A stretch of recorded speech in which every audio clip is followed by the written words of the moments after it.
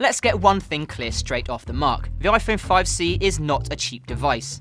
Although it is a slightly more affordable offering when compared to the flagship 5S, Apple's other new smartphone still asks for a pretty large chunk of your cash, starting at £469 for the SIM-free version. So what does that price tag get you? Well, first up, it should be noted that the iPhone 5C is essentially an iPhone 5 in a new package.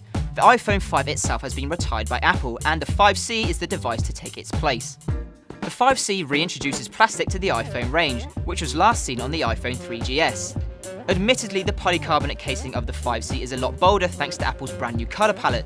So you're now free to pick from options including green, blue, pink and yellow in addition to the staple white. While this doesn't give the iPhone 5C anywhere near the same premium look and feel of the 5, it at least shakes things up a bit, and the new shades admittedly work quite well with the bolder, more colourful iOS 7. Other than that, however, you really are looking at a redesigned iPhone 5. There's the same A6 processor under the hood and identical 4-inch Retina display as well. iOS 7 at least breathes some new life into the phone, with the inclusion of the new control and message centers making things a lot more streamlined. It also introduces a new camera app with a vastly improved interface, although the 8-megapixel rear-facing lens remains unchanged. The 1.2 megapixel front-facing camera has been given a boost though, now coming with greater sensitivity. Battery is where the iPhone 5C gets its most significant boost, having been bumped up to 1510 mAh.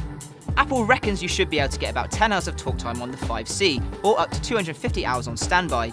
Even if you don't quite see these targets translated into real life, users should still see a decent improvement over the iPhone 5. Overall, the iPhone 5C leaves us with mixed feelings. On the one hand, it's a great smartphone, being essentially a carbon copy of the iPhone 5. On the other though, the high price tag combined with a distinctly cheaper plastic body leaves an unpleasant taste in our mouths.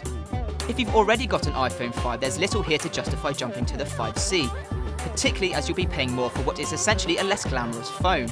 Then again, if you're thinking about jumping over to Apple from another brand, the combination of funky colours and iOS 7 might be enough to appeal to you.